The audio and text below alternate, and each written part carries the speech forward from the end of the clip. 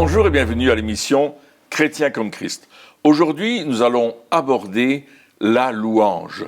La louange est vraiment quelque chose de très important dans la vie d'un chrétien parce que ça nous permet de dire des choses à Dieu avec la musique. Alors Christine, explique-nous ces choses. Eh bien d'abord peut-être dire que louer Dieu, on parle souvent de louer une maison, mais c'est pas ça du tout. Ça veut dire bénir, ça veut dire rendre grâce, ça veut dire des bonnes choses de Dieu, ou on va voir plus loin aussi, dire des bonnes choses à Dieu. Et quand on se réjouit vraiment de quelque chose, eh bien on est heureux de pouvoir le dire. Ainsi, même dans la vie de tous les jours, si par exemple vous avez acheté quelque chose que vous aimez bien, vous allez dire à vos amis « Ah, ça c'est vraiment quelque chose de bien ». Ou bien vous allez louer quelqu'un, je sais pas moi, quelqu'un qui fait un bon repas, on va dire « Ah, c'est vraiment une bonne cuisinière » ou un bon cuistot. Eh bien ici, c'est pareil, mais c'est Dieu, parce que pour Dieu, il y a tellement de qualités qu'on peut dire, qu'on peut proclamer, et c'est quelque chose de très important. Alors on peut se poser la question, mais pourquoi est-ce qu'on va louer Dieu? Eh bien d'abord, on est créé pour ça. Et c'est Dieu qui nous demande de louer, et on voit par exemple, il y a plusieurs passages, mais dans le psaume 117, verset 1, « Louez l'Éternel, vous toutes les nations, célébrez-le, vous tous les peuples. » Et un autre verset dans le psaume 150, « Que tout ce qui respire loue l'Éternel, louez l'Éternel. » Donc on voit que c'est pas simplement dire si vous voulez vous pouvez louer. Il y a quand même un ordre. C'est un ordre, oui. De louer Dieu. Donc tu dis qu'on a été créé pour le louer et quelque part on a été créé pour le faire, mais on doit le faire aussi. Oui, on va simplement et puis dans la louange, on va simplement dire merci à Dieu, mais il y a différentes manières, différentes formes pour lui dire merci, différentes actions qu'on va pouvoir faire. Et ici, il dit à toutes les nations, célébrez-le. Ça ne s'adresse pas seulement à quelques personnes comme cela, mais toutes les nations sont appelées à célébrer l'Éternel et à le faire. Et on voit dans la Bible que David était un grand louangeur, et c'est pour ça qu'on a les psaumes d'ailleurs, et dans lequel il va utiliser des instruments de musique. Ça va être un inventeur d'instruments. Il va inventer toutes sortes de moyens pour pouvoir louer le Seigneur avec de la musique, avec des cymbales retentissantes, avec des drums, avec des tambours, etc. Aussi des chalumeaux, ils appellent ça les chalumeaux, de la guitite, comme la flûte, chauffard, oui. Oui. Ça devait être extraordinaire, n'est-ce pas? C'est vrai. Et puis quand on parle de célébrer, il y a une idée de fête. Ah oui, c'est vrai. Quand on vient dans la présence de Dieu, on fait la fête. Et Dieu aime qu'on puisse se réjouir en sa présence. Il dit, venez dans ma présence avec des chants de joie, avec réjouissance, entrez dans ses parvis avec reconnaissance et avec joie. Donc c'est vraiment une idée de faire la fête et de se réjouir de tout ce que Dieu fait et de tout ce qu'il est. Donc on a été créé pour le louer.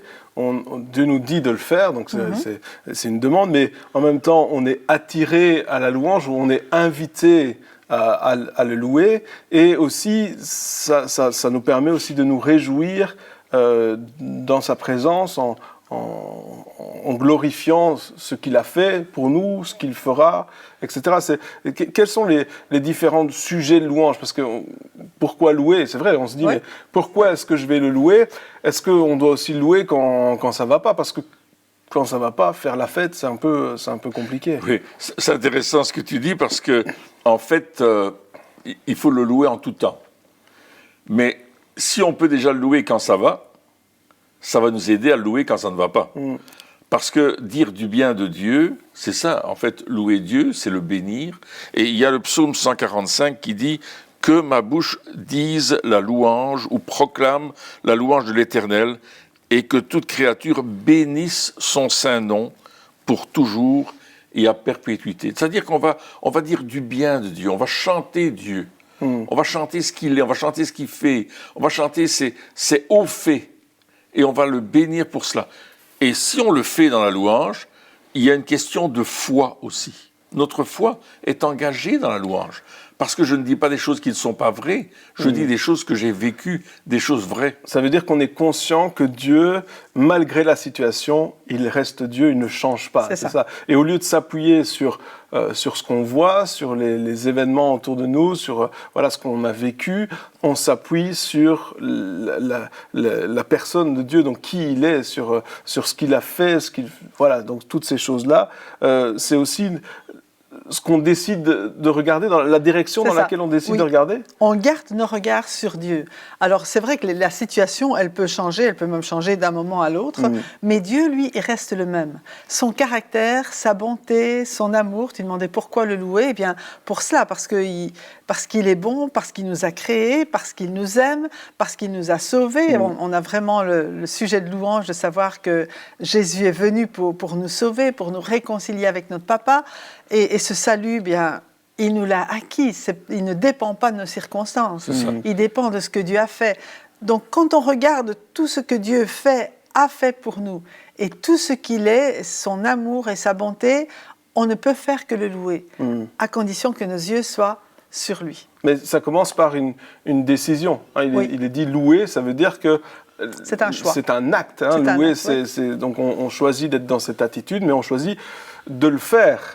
Et on disait aussi, voilà, il y avait plein d'instruments, il y avait le chant, il y avait les paroles, etc. Donc, quelque part, c'est pas juste quelque chose qu'on fait en pensée.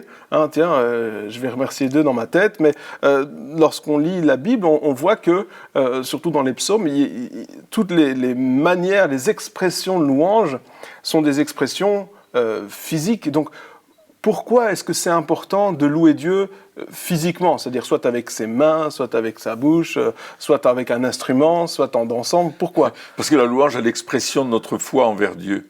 C'est une expression visible, une expression audible, une expression les paroles que je vais chanter, la musique que je vais apporter à Dieu, c'est l'expression de mon cœur, c'est l'expression de ce que je vis avec Dieu. Donc ça dépasse quelque part nos raisonnements. Parce que nos raisonnements, eux, ils sont en train de dire t'as pas trop de raison de louer. Si on s'arrête à nos sentiments ou nos circonstances, on le fera peut-être pas. Ça. Donc on doit dépasser nos raisonnements avec justement le corps que Dieu nous a donné. C'est ça. C'est vraiment dépasser les limites. Et de plus en plus, on est encouragé, et Dieu nous encourage à dépasser les limites. Tu parlais de David tout à l'heure. Mais David, il dépassait les limites. Il louait le Seigneur, il s'était dépouillé de tous ses vêtements royaux. C'était extravagant. C'était extravagant. Mais il dit, mais je veux bien encore paraître encore plus fou, mais c'est pour glorifier Dieu, parce que c'est lui qui mérite la gloire et pas moi. Donc son but, c'était pas de se montrer, c'était pas de faire du cinéma. C'était que Dieu soit vu. C'était de glorifier Dieu quelque part.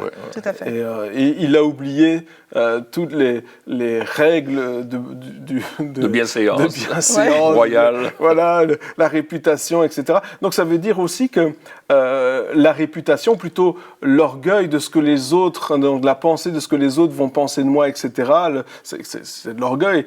Ça va être un frein aussi pour notre louange. Oui, c'est parfois notre culture aussi qui est là un peu difficile. Moi, je me souviens au début de ma conversion, au début que j'ai rencontré Jésus, je faisais partie d'une église traditionnelle, église réformée, et lever les mains, ça ne se faisait pas.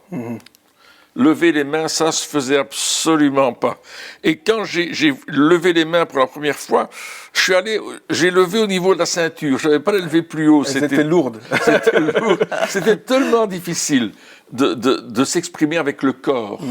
De s'exprimer librement, de lever les bras et puis de commencer à danser ou sauter sur place ou à crier des choses à Dieu en disant « T'es merveilleux Seigneur, je t'aime », lui envoyer un baiser, etc. C'était tellement difficile de faire ça parce que ma culture, ma tradition m'empêchait d'aller plus loin dans la louange. Je pensais que louer le Seigneur, c'était chanter des cantiques très classiques. Et juste aussi. Et juste aussi, c'est pas mal. C'est une des manières de le faire. Oui, moi j'ai appris ça en chantant. On chantait à plusieurs voix, à 4 voix, chacun avait sa partition. C'est super beau. C'est magnifique. C'est magnifique. Mais quand je suis rentré plus loin dans la louange, quand j'ai été sauvé par la grâce de Dieu, alors la louange est venue naturellement dans mon cœur. Et qu'est-ce que ça t'a fait la première fois que tu as levé les mains? Donc quand tu as réussi, Qu'est-ce qui s'est passé? Est-ce que tu as senti une différence? Est-ce que tu as senti comme un poids qui te quittait? Enfin, quelque chose? Il y avait une libération. Une libération par rapport à moi-même, mais une libération aussi par rapport au regard des autres qui ne le faisaient pas. Mais moi, j'avais à cœur de le faire. Je sentais que je devais exprimer ma louange, non seulement par les chants, mais aussi par mes gestes. Donc ça veut dire que lorsqu'on se retient, quelque part, on reste dans un espèce d'emprisonnement ou qu'est-ce qui se... Je pense qu'on a un petit peu peur. Hein. Oui, je pense c'est ça. que Oui. c'est la crainte de déranger les gens autour de nous, c'est la crainte d'être mal vu peut-être, de passer pour un extravagant. Oui. Après, il y a aussi les extrêmes, c'est-à-dire que on peut le faire soit vraiment parce qu'on a envie de le faire, C'est ça. Et puis il y a toujours les extrêmes, et ça, il y a ce danger qui est là, et puis il faut rester équilibré, ou des personnes qui veulent absolument se montrer, oui, hein, ça. et Ça ça c'est arrive pas aussi. juste non plus. Hein, Non. donc, Mais voilà. enfin, il faut que ce soit vraiment pour le Seigneur Ouais. qu'on le fasse. Et que qu'on soit... Comment savoir si c'est pour le Seigneur? Je vais le faire autant à la maison quand je suis tout seul que quand je suis en public. Donc ça va juste être l'expression, ça va devenir naturel. Mais c'est vrai qu'au début, ce qui n'est pas facile non plus, c'est que on est... Enfin, pour les personnes introverties, pour les extravertis, c'est généralement beaucoup plus facile. Mais introvertis, tout se passe à l'intérieur. Donc, apprendre à exprimer, à extérioriser ce qui se passe à l'intérieur, ça demande aussi parfois des efforts. Mais c'est, comme tu le disais, c'est libérateur. Ouais, donc c'est vraiment important de le faire. C'est important de le faire. C'est pas parce qu'on pourrait dire oui, mais je loue Dieu un peu comme je veux. C'est une option. Tiens, est-ce que tu as envie de lever les mains ou pas? Option, oui, non, pas aujourd'hui. Mais lorsqu'on lit la Bible, lorsqu'on regarde aussi les différentes significations des mots louange dans la Bible, on voit que clairement cette expression extérieure, elle fait partie intégrante de la louange. Ce n'est pas une option, mais ça fait partie d'une des expressions, en tout cas, de la manière de louer Dieu. Et donc, quelque part, on se prive d'une partie de ce que Dieu veut faire en nous et au travers de nous lorsqu'on ne le fait pas. Alors, encore une fois, je pense qu'on ne le répétera pas assez, ce n'est pas une raison pour se donner en spectacle, hein, ça je pense que c'est très important, mais par contre, il faut faire attention il faut Être libre. Être libre, oui. Ouais, c'est ça. S'exprimer. Et il y a un mot, par exemple, le mot Alléluia, que tout le monde connaît dans la louange. Et en fait, le mot Hallel, il y a cette notion d'extravagance dans le mot lui-même. Donc, on ne s'en rend pas toujours compte, parce que bon, c'est un mot hébreu, et puis on ne sait pas sa signification. Oui, puis on dit Alléluia régulièrement, mais on ne comprend pas ce que ça implique. Hein. Donc, c'est vraiment de la louange, mais extravagante.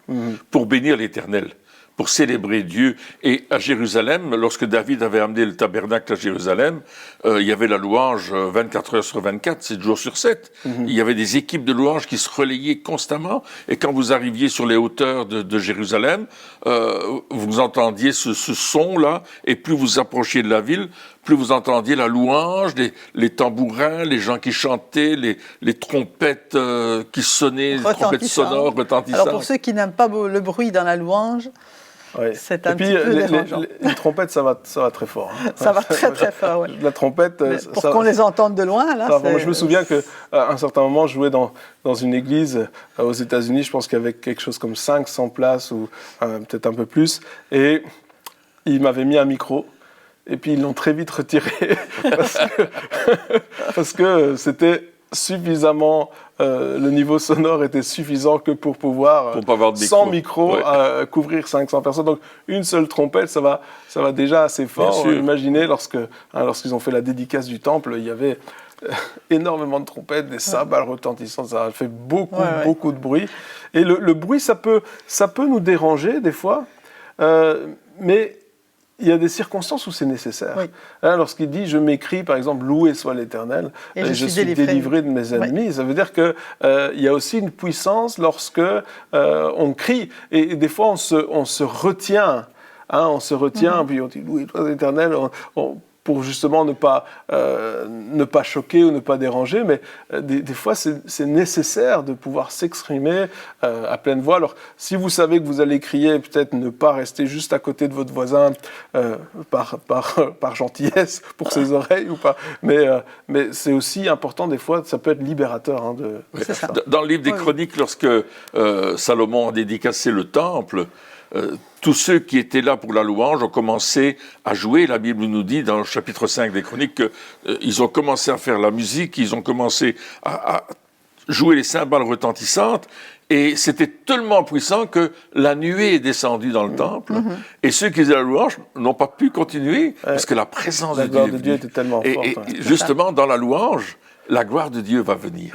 La gloire de Dieu va venir lorsque vous louez le Seigneur. Si vous le faites ensemble, avec des frères et sœurs, ça va se passer aussi. Mais si vous le faites à la maison, aussi, la gloire de Dieu. C'est vraiment une expression du cœur. C'est ça. C'est vraiment. C'est pas seulement chanter. On parle pas.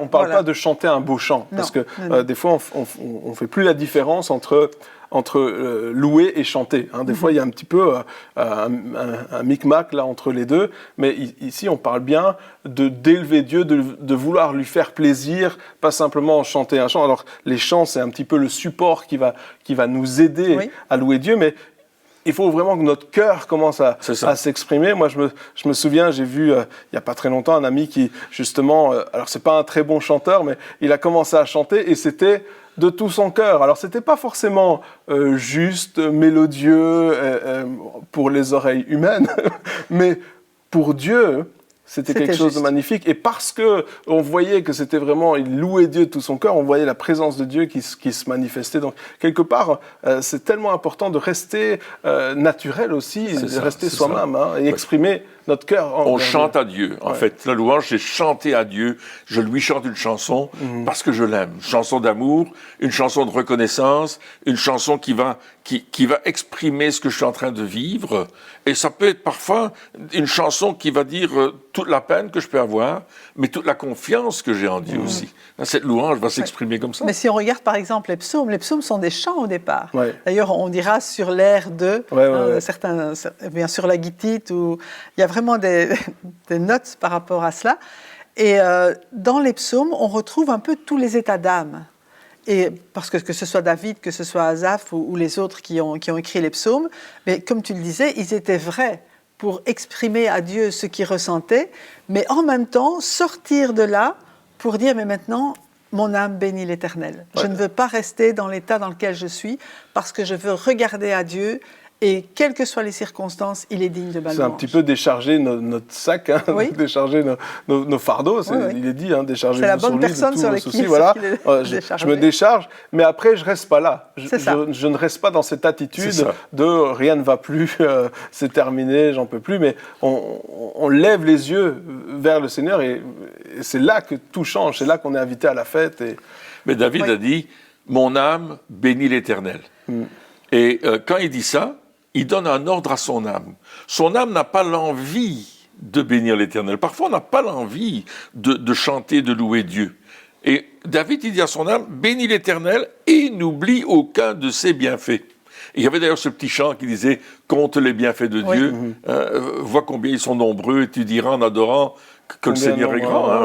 Je pense qu'à un certain moment, on doit se souvenir des bienfaits de Dieu. On doit se souvenir de ce que Dieu fait dans notre vie. Se forcer à souvenir. Oui, tout à fait. Et adorer Dieu, dire Seigneur, merci, alléluia, alléluia. Nous, on a une boîte à bienfaits.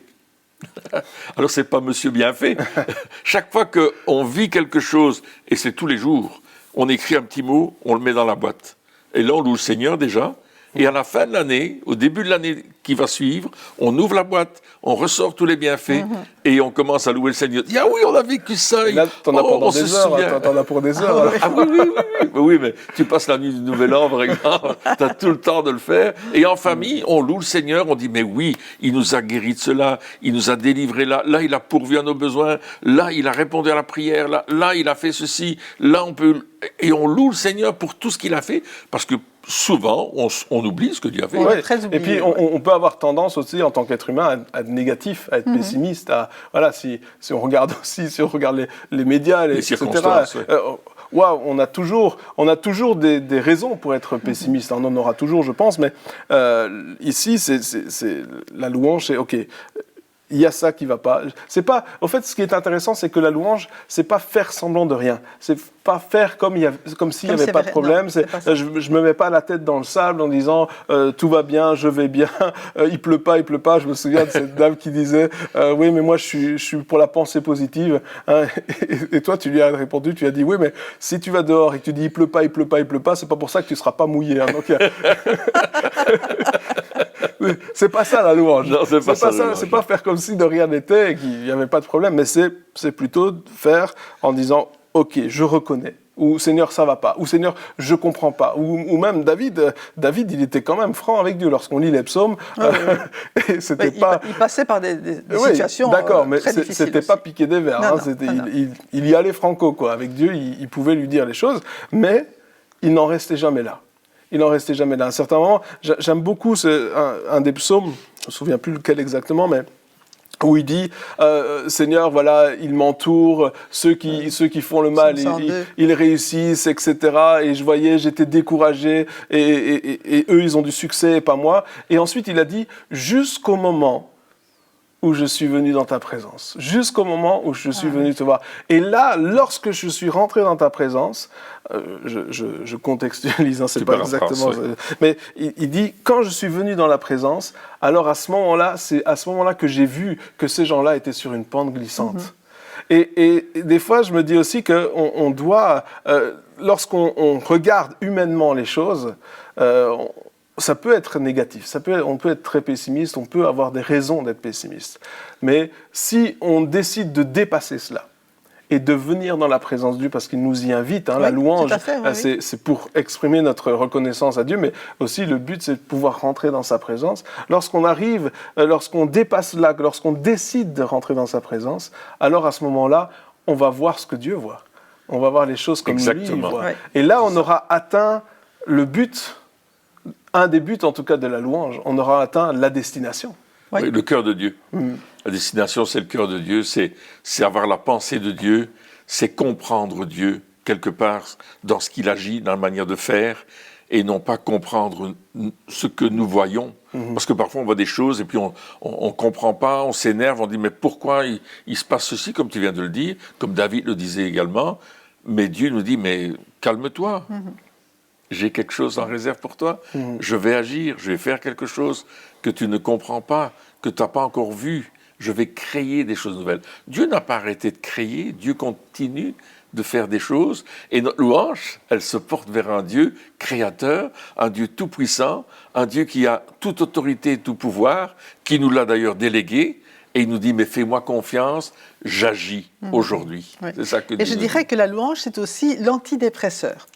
Si on veut un remède à la dépression, c'est regarder à soi et regarder à ce qui ne va pas. Je regarde qu'est-ce qui ne va pas en moi et je vais trouver plein de choses. D'accord ? Si on regarde à soi, c'est sûr qu'on va toujours trouver ce qui manque.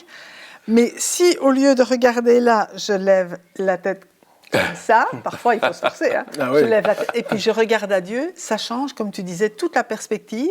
Amen. Mais ça va changer aussi l'état de mon cœur, ça va changer l'état de mon âme. Parce que je vais voir bien sûr les choses différemment, mais je vais élever Dieu au-dessus de toutes les circonstances. Oui, donc ça c'est intéressant parce que justement je me disais, l'après-louange aussi est important. Parce que la louange va changer notre attitude pendant la journée. Oui. Ça va changer, comme tu viens de le dire, notre manière de voir les choses. Ça va au lieu d'agir et d'avoir des réactions qui sont à cause des circonstances, à cause de la peur, à cause de l'angoisse ou de la colère, ou voilà, de toutes ces choses-là. On va changer d'attitude et nos démarches, nos actions qui vont suivre aussi après la louange seront différentes. Oui. Parce que le but de la louange, c'est aussi, c'est pas de rester le même. Lorsque David finissait de louer, c'était plus la même personne, c'est-à-dire que son comportement aussi avait radicalement changé. Moi, je crois que c'est pas normal, en tout cas, de prendre un temps de louange et puis on sort du temps de louange et puis on est comme avant. C'est pas du tout c'est que quelque part on a loupé, on a loupé le coche. Je pense que lorsqu'on a un véritable temps de louange, on s'exprime à Dieu, on va jusqu'au bout, on dit ce qui va pas, mais après on rentre dans sa présence, etc. Lorsque on sort de ce temps de louange, on n'est pas le même. On est rafraîchi, on est restauré. Ouais. Et nos pensées aussi changent. Absolument, oui. Et comme nos actions sont déterminées par nos pensées, nos actions vont changer. Et nos paroles vont continuer à être changées et transformées Tout à aussi. fait, oui. Parce que tu disais sortir d'un temps de louange, c'est vrai qu'on sort peut-être d'une intimité intense. Oui, bien sûr. Ouais. Mais quelque part, une fois que tu es dedans, continue sur ta lancée, même si tu as d'autres activités à faire, mais reste avec cette pensée vraiment de Dieu et de le remercier en toutes circonstances. De pouvoir savoir qu'il est là à chaque instant, pas seulement quand tu es dans ta chambre tout seul, mais il est avec toi, que tu fasses n'importe quoi et tu peux vraiment lui dire merci à tout moment. Ouais, on reste, c'est ça, dans cette attitude. C'est ça, et parce que là, ça va vraiment nous changer, quoi. Il y a la bonté de Dieu qu'on va nous-mêmes exprimer. On va dire combien Dieu est bon, combien il nous bénit, combien il prend soin de nous. Et ça, encore une fois, je le relie à notre foi. Plus je vais louer le Seigneur, plus ma foi va dépendre de Dieu et non plus dépendre des circonstances. Parce que parfois, la foi que nous avons, elle est fondée sur les circonstances. Mais si ma foi, elle est fondée sur ce que Dieu est, sur ce que Dieu dit, sur ce que Dieu fait, alors ma louange va être comme une flamme qui va monter vers Dieu, comme une bonne odeur qui va aller vers Dieu. Et je vais dire, mais je te fais confiance, Seigneur. C'est en toi que je fais confiance. Et c'est ça en fait, je vais dire, l'ensemble de la louange, c'est dire, Seigneur, je te fais confiance. Tu me bénis. Je sais que tu vas me bénir, je sais qu'en toi j'ai la bénédiction, je sais qu'en toi je n'ai pas à craindre quoi que ce soit, c'est pourquoi je te loue, je te dis merci, c'est pourquoi je t'adore quoi qu'il se passe. C'est ça notre louange en fait. Et la louange c'est pas seulement, je vais dire, moi et Dieu tout seul, c'est aussi dire aux autres ce que Dieu fait. Tout à fait, le proclamer. Le proclamer et puis glorifier Dieu. Donc, si Dieu fait quelque chose pour moi, je vais en rendre témoignage. Je vais le glorifier dans ce qu'il fait, dans ce qu'il est. Quelque part, on montre au monde qu'on est fier. De Dieu. Absolument. Hein, c'est là aussi l'importance de... voilà, c'est vrai que c'est pas quelque chose... Alors, on peut le faire seul, on peut le faire en corporatif, c'est-à-dire avec l'Église, avec les frères et sœurs, etc. Mais on peut dire aussi, et ça fait partie de notre témoignage, dire « Dieu a fait ça pour moi ». Alors, les gens vont peut-être nous regarder bizarrement, mais des fois, il y a des preuves qui sont là, donc à certains moments, ils vont peut-être penser qu'on est bizarre, mais ils n'auront pas d'autre choix que de dire oui, c'est Dieu. Je me souviens, je parlais avec quelqu'un il y a pas très longtemps, et cette personne avait échappé à un accident, et je lui disais merci Seigneur, je crois que Dieu t'a gardé. Et puis c'est quelqu'un qui croit pas, mais elle a dû dire oui. Là, je reconnais. C'est évident. J'ai senti que j'ai été gardé. Donc, quelque part, même s'il y avait... cette personne ne croyait pas en Dieu vraiment, elle a dû reconnaître mais ça a commencé avec une initiative qui disait je crois que Dieu t'a gardé. Amen. Et là, dire ah oui, Dieu. Donc, quelque part, c'est aussi cette fierté d'appartenir à Dieu. Donc, si on veut un peu résumer, parce qu'on doit terminer, mais donc la louange, on choisit de regarder à Dieu, au Seigneur, c'est un choix. On choisit de le célébrer, de le louer, d'offrir un sacrifice de louange quelque part. Tout à fait. On n'a pas honte de dire ce qui ne va pas. Mais on ne reste pas là où on est, et ce qu'on vit, c'est la présence de Dieu. Et puis, surtout, ce qu'on veut faire, c'est plaire à Dieu, lui faire plaisir. Exactement. Eh bien, chers amis, merci de nous avoir suivis pour cette émission, et on se retrouve très bientôt pour la suite. Au revoir.